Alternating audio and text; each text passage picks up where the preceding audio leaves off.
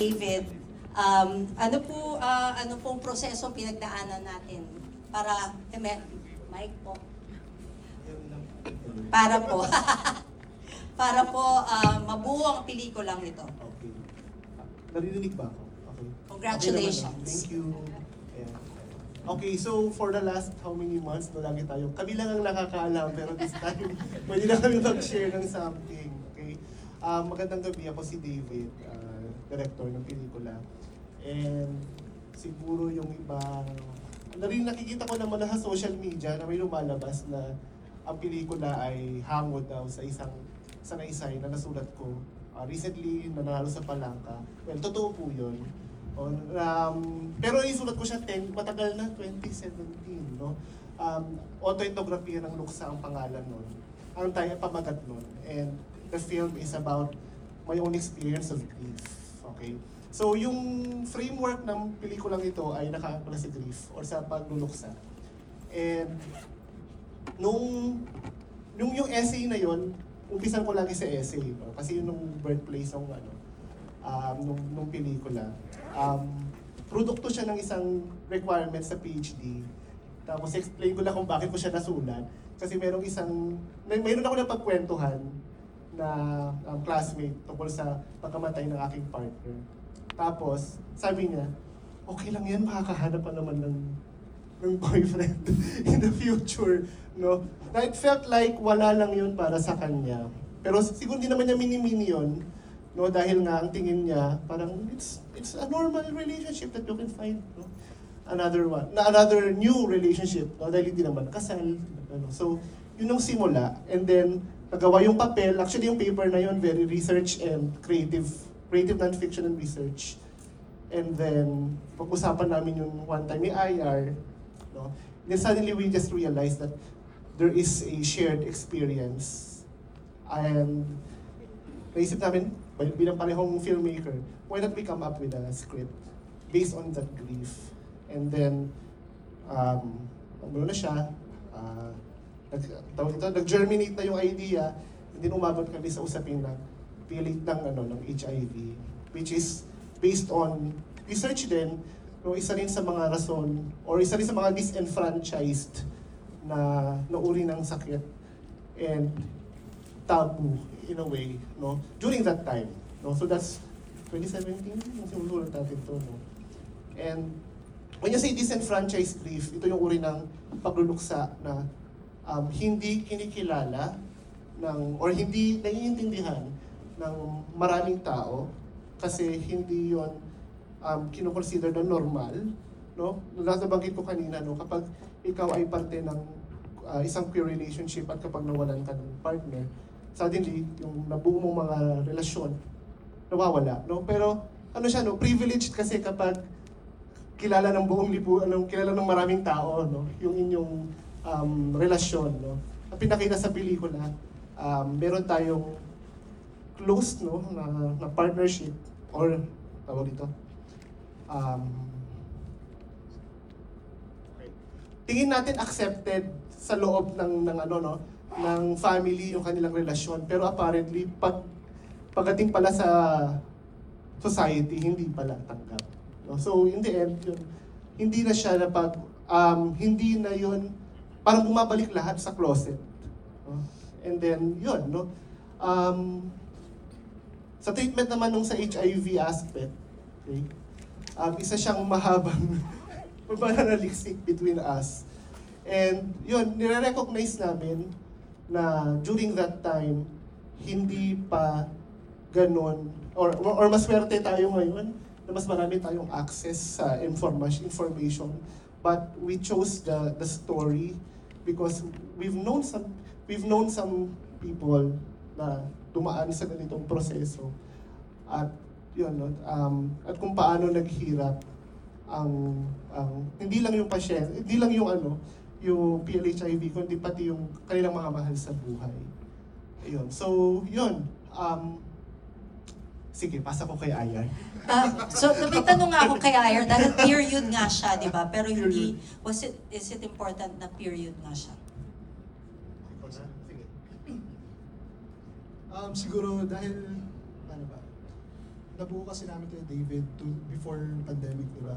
So, kasabay nito yung second Cinemalaya film ko nung Musmus na Sumiwal sa Gubat ng Digmaan. So, habang pinapalabas yun, binubuo namin ni David yung tayo lang ang nakakaalam. So, anong year ba yun? 2017. So, lumapit si David kasi parang sobrang fresh pa ng pagluluksa para sa kanya. So, lagi siya sa akin nag-vent out ng mga hinanakit niya sa buhay. Lahat ng mga lahat ng sakit na nararamdaman niya doon sa pagkamatay ng yung okay. Sa pagkamatay ng okay. Sorry, okay. Sa pagkamatay ng boyfriend niya. So,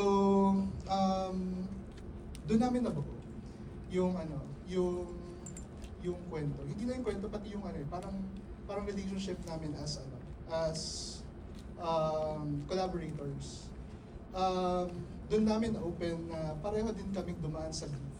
Pero magkaiba lang yung haba, magkaiba lang yung yung proseso namin sa kung paano kami nakalagpas doon sa grief na yun. And yes. Ayun, oo nga pala. Sorry. Yes, is it important yes, na it is period important siya? na 2012 siya. Kasi ngayong 2026, sobrang dami ng mga ma-access na yung yung ARV anytime. Yung information sobrang accessible na niya for everyone. And meron nilabas yung Love Yourself na campaign na U equals U, which is undetectable equals untransmittable, which is that time hindi pa siya ganun Yes. ka-alam ng mga tao. So, yung time na sinusulat namin nun, wala pa talaga kami idea about that. Kaya, nabuo siya, natapos siya, pero yung campaign na yun, yung campaign ng World Health Organization about undetectable and untransmittable is not yet available to everyone. So kaya ganito yung kwento ng tayo lang nakakaalam kasi maaga siyang naisulat, date siyang naipalabas. Ganun. So parang 2017 siya tapos 2026 na siya naipalabas. So ang daming proseso nito na napagdaan. Siguro, mas ma-explain ni Sir U equals U. Yes, please. Thank you. Bago lang Opo. di-decide namin i-keep yung period. Yup, opo. Yun lang naman. Maganda rin kasi parang you see also the changes that have happened, but also not. So marami pa rin nagre-remain na stigma, marami pa rin gano'n na hindi mo pa rin ma-mention. Pero malaki na rin ang nagbago. So, segue ko po sa inyong katanungan sa Love Yourself. Thank you po for being co-sponsor po, co-presenter po ng film. Co-producer, even better. Thank you po. Pwede ko bang itanong kung ano nga ba ang lagay ngayon ng campaign sa HIV, pati po sa AIDS, at paano po yung pananaw ng mga tao ngayon as you see it? Thank you. Siguro, dagdagan ko lang din yung maganda po na period yung approach natin kasi Love Yourself started 2011. So talaga nakita po namin how the program has developed from stigmatizing it and also now ang dami ng mga campaigns na available. And right now, ang dami na rin nating information na readily available, especially with the advancement ng AI ngayon. So lahat nandyan. Siguro regarding dun po sa question ninyo, currently Philippines still has the highest incidence of HIV cases in the Asia and Pacific. So, very important na may mga ganito pa rin pinapalabas tayong mga pelikula, especially na nakaka-focus doon sa information. And gusto ko lang din siguro i-highlight how the film was approached. Kasi karamihan, HIV is seen as a biomedical issue ng society. But beyond that, nakikita pa rin talaga natin or it's more than that eh. Andyan ang stigma, it's social, it's financial, andun lahat. So lahat po yun covered. And napakaganda ng pelikulang pinakita or itong pinapalabas. Kasi lahat yon, family, friends, each and every one of us here in this room are affected one way or another. Kahit hindi man partner natin, hindi man kapamilya natin, we are still affected. And so I want to ask the producers that we have here, why was it important for you to get this story out?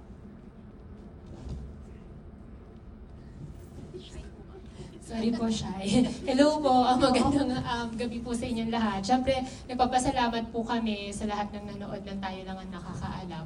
So, siguro share ko na lang din po. Siyempre, bukod po dun sa parang importance of getting the story out, kasi siyempre, kahit 2026 na, marami pa rin pong parang part of our population na hindi nakakaalam, no, doon sa extent nga, no, ng HIV dito sa Pilipinas. And yun nga, parang isa doon sa parang mga advocacies din that we plan to do is magkaroon kami ng mga community screenings, mga school screenings, para hindi lang parang nakukulong sa espasyo ng film festival yung usapin or yung pelikula namin. So, yun, important po sa amin yun kasi syempre, as part of the community, I think it's our responsibility also, no, na parang ikwento, ipamahagi yung ganitong uri ng mga naratibo. Yun po. Salamat. Yeah. Tanong ko po, yes. Just to add yes, lang din po. please. Yun nga po, parang katulad ng nasabi ni Casey, responsibilidad po namin bilang kwentista or storytellers na hindi lang maikwento, no, yung mga bagay na katulad po na napanood natin, pero kami rin po sa production, it is also our responsibility as producers na alam po ng bawat isa sa production, regardless kung ano po yung posisyon nila, kung ano po yung pelikulang gagawin namin. So, part po ng process namin na bago po namin ito, bago namin kunin yung consent nila, we are really explaining to them what the film is about.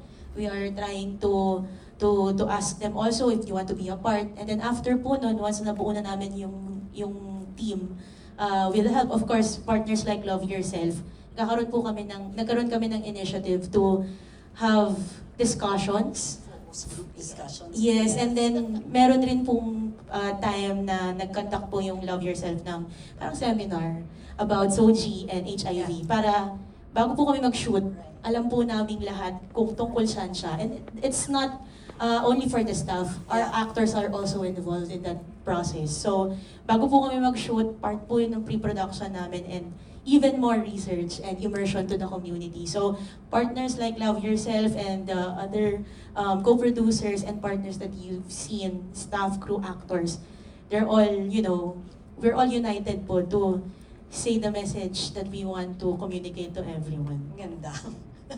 Hindi may edu component din. Tanong ko po sa mga artista, babad na babad po kayong tatlo dun sa pelikula. Paano po mga pinagdaanan yung proseso? Or could you share some of your experiences or Ako naman po, I'm Miguel Ladron, by the way, I play Bong. For me, when I was cast for this when was this? February. I was a little bit bigger, not so much, but I had to lose a little bit of weight that I'm still having trouble gaining back. But, ang galing nga ng makeup nyo sa swimming pool? yeah, oh my God. Grabe. Yeah, sobrang ganda. How you Joe Pai transformed. Sanchez. So I think for me, yung pinaka-difficulty was really getting the physicality right of an ailing person. And then also, yung parang, but also very rewarding kasi the characters are so rich and then yung exploration of like the different layers na pinagdadaanan ni Bong because it's not just an ailing character, it's a person who's going through a loss of self and so trying to find yung timpla nun was really rewarding. Congratulations. Kwento ko lang, yung nabasa ko yung unang script, sinend sa akin ni Direk sa Fiverr. Talaga, specific. Wow. Sponsor ba? Okay. Hindi. Pagkabasa ko, nag-send ako agad kay Direk na ang ganda ng script. Sabi ko, pero parang nakakasakal. Kasi binasa ko syempre, habang binabasa ko siya, nilalagay ko na yung sarili ko sa paa ni Neil. Para ako nasakal, para akong sinoffocate na sabi ko sa kanya, ang dami kong gustong ilabas pero hindi ko mailabas. So challenging, very challenging yung role and ako mahilig ako sa mga challenging roles. So kung preparation yung ginawa, umupo kami, round the table meeting para buuin yung characters namin. Kasi importante para mabuo mo yung character mo, kailangan alam mo rin yung backstory. Paano ba kami ni Bong before nangyari tong yung HIV. So alam na namin na si Bong, siya yung baby boy, ako dito yung mas parang responsible, na serious type, ganyan-ganyan. So, alam namin yung bond namin sa isa't isa. So, kaya pag pinanood yung film, ma-feel nyo na, yung pinagsamahan namin. Yung pinagsamahan namin. Kasi isa sa preparation namin yung iisipin kung ano kami, paano kami nagsimula, ano yung mga challenges, ano yung naging problema namin sa relationship. Yeah. Kasi medias res na yung pag-umpisa pa lang ng pelikula, may sakit na siyang malala. Yes, Miss Yayo. Ako naman, nung kinento sa akin ni Direk Dave, for the first time, yung nag-meet kami, kinento niya, so kwento lang, walang pang script, kinento niya, tapos sabi ko gusto ko tong, medal pa lang yata nung pagkukwentuhan namin sa gusto ko tong gawin. Tapos, kasi na-feel ko, sabi ko sa kanya, hindi lahat ng project na dumadating sa akin. Siyempre, iba-ibang project, iba-ibang feeling mo, di ba? So, may gusto ka, may gustong-gusto ka, pero okay lang, ganyan. Pero ito talaga, parang tumagos agad, parang, diretso sa puso. Parang anything kasi, basta ang character na nabibigay sa akin, anything basta may anak, basta nanay, siyempre, open book naman yun. Iba sa akin, iba yung dating sa akin, parang gusto ko siyang gawin, kasi, doon ko nabubuhos lahat ng kung ano meron ako, like siguro sa dami na ng life experiences ko, parang sa akin I'm not saying that it's so easy. Syempre iba-ibang problema, iba-ibang treatment mo doon, iba-ibang experiences, iba-ibang learnings. Pero yun, sinabi ko sa kanya gustong gawin. Nung finally sinend nila sa akin yung draft, sabi ko talaga straight up, gagawin ko to. Kasi naramdaman ko kagad. So, fast forward tayo nung nagkita-kita kami. I'm thankful na nagkaroon kami ng mga seminar, tapos super ayos ng team ng Tilan. Sobrang ayos na, kaya hindi kami nahirapan nila Epi, kaming apat na maging familiar sa isa't isa. Although si Martin is really very close to me and his family, pero first time namin magkaka-work ng matagal. And si Miguel din, very very shy. Pero talagang blessing lang na taon na kaming apat. Siguro apat lang kami, dapat talagang maging close kami, di ba? Apat lang kami. So, talagang nag-gel kaming apat. Tapos, di ba ang bigat-bigat ng buong pelikula? So, inisip namin ako, baka pagdating sa set, super bigat, di ba? Tapos, di na kayo mapapansinan after ng mga iyakan, ganyan. Pero it so happened na talagang ang saya ng set namin. Pero when it came to work, pagdating sa set, talagang naman yung iba-iba na kami, si Bong, si Neil, si Benji, si Gloria. Siguro talagang talagang napamahal kasi sa amin yung material. So, it was so easy for us to be in character. Tapos, nakakakawala din naman kami kaagad kasi nga very happy yung set, very positive, very masipag lahat ng tao. Kaya nakaka-inspire magtrabaho. Kaya, ayun, masaya kami kasi nandito kayo. Thank you po sa panonood nyo kahit na umuulan. And I really hope na nagustuhan niyo po yung pelikula namin. Kasi gusto rin talaga namin na ma-send yung message sa lahat sa buong Pilipinas. Kasi malaki ang problema natin pagdating sa HIV at saka sa AIDS. Super tumataas siya every year. Ayon sa pag-aaral namin ng seminar, talagang nakaka-shock. Pero maganda na maihatid namin yung message na to sa lahat. Salamat. Thank you po. We have Rue, please. Tin, isa pong lesbiana. Not a question. So, nawiwirdoan po ako sa feedback ng boses. Not a question, pero more on reflection po dun sa naging film. Parang halos buong film po, umiiyak ako. Talagang tagos po siya sa puso. Tapos tingin ko, Di ba sabi niyo po kanina, 2012 pa siya natapos. Tingin ko po timely na ngayon siya nailabas kasi with the recent statistics ng DOH na nilalabas nila na tumaas ng 500% yung HIV cases. So, nasaklaw po dito sa audience na yung kahalagahan na malaman kung ano mismo yung personal na experience ng positive. Tapos, labas pa po doon, ako naging take away ko po, parang after nito, dapat magpa-test ako, dapat magpa-test tayo, at dapat alagaan natin yung isa't isa. Regardless kung tanggap ka ng pamilya mo, tanggap ka ng magulang mo, tanggap ka ng lipunan, pinakamahalaga yung hindi ka nag-iisa sa mga ganitong struggles bilang parte ng komunidad. Kaya maraming salamat po sa pelikula nyo. Ano lang at 2012 yung setting, pero 2017 siya sinulat. The one with I'm Enzo. So first, I would like to appreciate na very confined yung mga spaces and only in the end, we show na parang nag-widen na yung shot. Parang it became freer yung character. And so my question is, what are the challenges shooting in those small location, mapa-taxi, staircases, gano'n? Sige. Pero ako na muna. Okay. Siyempre, ang challenge for us when we were creating, ako doing the treatment, paano gagawin dito sa... Siyempre, when you write the script, ang diba, ang free ng utak mo, dito ko lalagay yung camera. Pero kung nakita mo na yung mismong location, paano to? Ayan, kasi nga talagang maliit yung mga lokasyon, no? And although malinaw na sa akin from the very beginning that we're going to do a lot of long takes. So we make the most out of those long takes. At sobrang tipid ng bawat camera placement, bawat change ng angulo. And siguro ang tanong naman niya yung challenge, no, than the meaning of it.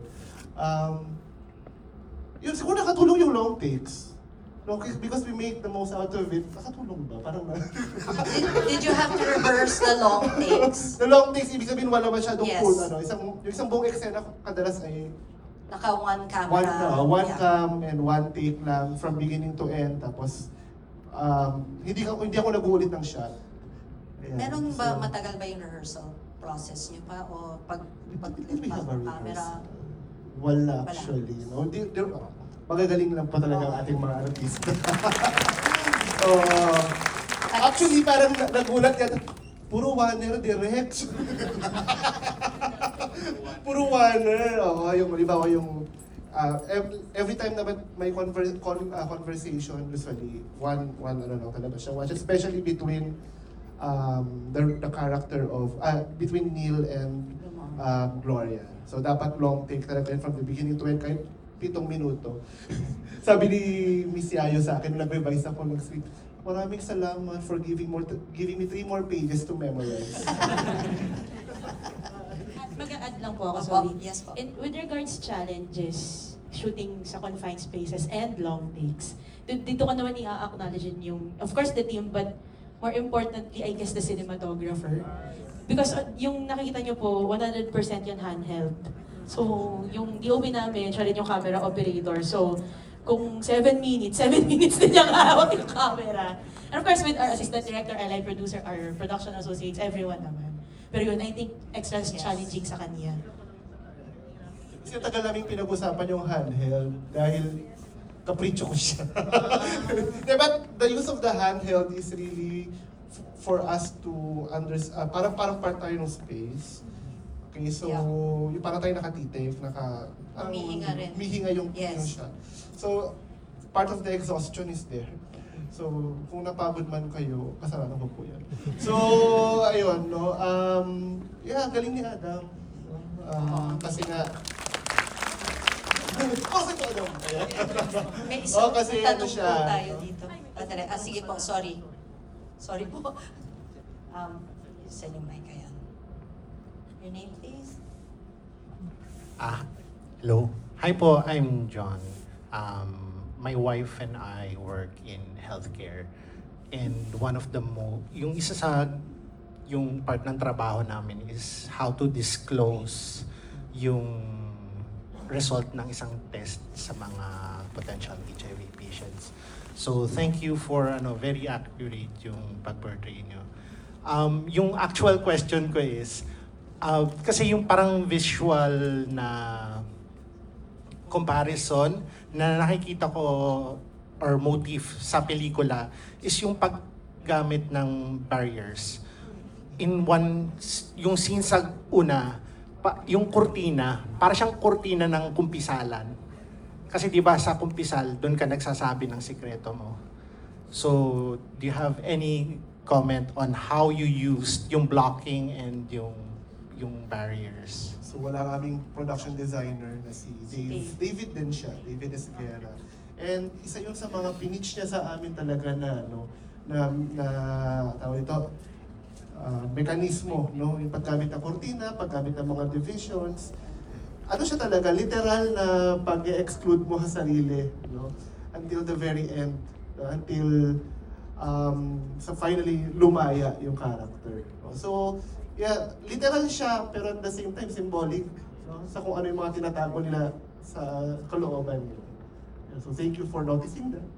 Ang ganda nung kay David nga yung yung see-through but not, you see but not. You have privacy but you don't really have privacy. One last question? Yes. The role of the government and the church actually be a bit more subtle rather than be ingrained in the characterization. Kasi nga may stigma di ba, with HIV and how it played the role in making, in the relationship, in the family. Kasi parang yung thought ko in my head was, bakit after nila mag-test, it took them a while to medicate. So parang safe space naman yung family, accepting naman, or at least hindi parang outward yung homophobia and the stigma. So parang ano yung mga choices na yun in creating the characters and the story or the milieu of the story. Okay. Thank you. So here, no, good thing that you mentioned na parang hindi naman homophobic yung lugar, no, yung family, but we are talking about acceptance sa level ng family, pero wala ang recognition in the lens of society. No? So parang kahit gaano pa tayo ka-accepted ng mga pamilya natin, no? Kung hindi naman tayo recognize ng gobyerno or ng gobyerno as couples or as partners, minsan nawawala talaga yun, no? Kasi syempre nawawala yung tawag ito, yung kumpiyansa mo sa relationship. So, I think yun yung pinanggagalingan ko nung sinusulat siya, na parang the decision of the couple not to disclose is because they are afraid of the stigma. Kasi sobrang close nila, di ba? Pati ng mother, parang ang tingin lagi ni Bong, sinasabi niya, bakla na nga, may AIDS na nga sinabi niya, di ba? May HIV pa. So, nagkagaling siya sa, ayaw niyang ma-disappoint yung mother. So yun yung nakikita ko na reason, no? So, it's not just about the family unit, but anong tingin sa akin ng nasa labas. So, ganun yung mga naging decision ng mga characters sa pelikula. Or, well, yung decision ko kung bakit ko yung sila ginawang ganun, no? Contribution yun ng parang yung societal conditions ang nagdidictate kung paano ka gumagalaw. Okay? Paano mo kinikip yung knowledge or kanino mo sinishare yung knowledge. Knowledge is power. Yung wow! Pwede ba yun? Alright, last question. Nasagot ko na. I'm Pierre. So I just want to thank first yung sa film and especially yung naging gusto ko yung dynamics talaga ng buong family dun sa yung apat na yun, sobrang ganda nung tawag dyan, yung language nila both in movement tsaka yung dialogues na sobrang gandang-ganda ako, and yun kudos sa buong team. Tapos Love Yourself kasi yun nga, I've been with I had yun yung first love ko since 2013. So parang I've known yung awareness na yung effort ng Love Yourself because of this. So at yun, damang-dama ko yung kay Bong at Neil na yung takot talaga dun sa very first time mo magpapatest kasi hindi siya ganun kadali yung process within yourself. So pero yung tanong ko talaga is sa director and yung sa writer pala is since 2017 pa nga siya and a decade ago na almost.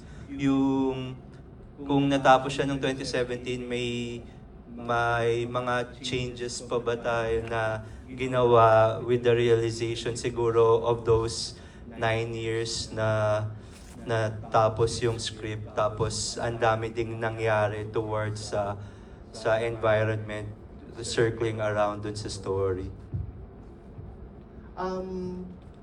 Sige, context ng 2017, no? 2017 siya unang nasulat sinali namin for a film festival. Sabi ko na rin kung saan, Sinimalaya din yun. So we made it to top 20 before. And dapat kabatch namin si ano. Ayun, no? 2017, lagi namang matagal ang proseso ng Sinimalaya eh. Laging 2 years. And then, during that time, it's not even 2012 ang naisulat namin. It's actually real time. So 2017. Tapos, nung hindi siya nakapasok, makatatlong film fest kami sinalihan, laging semis. And then, pinark na namin siya. Then, recently, nung 2025, sumali kami, nakapasok. And then, that's the time that we had made the decision to make it 2012, to make it further. You know? Ayun. No? So, yun, malaking change yun. And then, during the shoot namin rin kaming changes. Pero yung changes ay minimal lang. So, pero kung anong pinakamalaking change is moving it to 2012. Yeah, so hindi pala na-mention kanina yun, but thanks for raising that up. Yun. Siguro dahil na rin mas ano siya, nagsisimula pa lang ang Love Yourself yun. So yun sa mga naging decision namin. Okay. Yes. Ayun nga. Ayun. So, na-mention nga ni David na may mga changes kami ginawa sa script nung natanggap siya as finalist for this year. Pero bago matanggap kasi yung kay David, 2025 yung call for entries. Nagpaalam ako kay David na may ipapasok isang script. Pero itong script is about HIV din. Pero this time, pinasok ko yung U equals U. So this is another story, parang continuation siya nito. Pero different characters. Pero mas current depiction of HIV sa Philippines. So, kung nakita nyo, ito ay parang outdated na depiction since it happened in 2012. Yung pinahal ko kay David na ipapasa ko, which hindi ko pinasa. Kasi nga bilang respeto kay David. That is 2026, ang title niya is yung current campaign kasi is U equals U, pero ginawa ko siyang YOU equals YOU. U equals U. So this is about two couples na straight couples. Para hindi na siya focused lang sa kasi parang nasa stereotype na laging gay community yung may HIV. Pero this time, it's two straight couples na lumaki sila sa isang family na positive. Parang gano'n. So doon siya iikot yung kwento kung paano sila tinanggap ng society and yung current struggle sa HIV positive sa Philippines. Ayan. Thank you.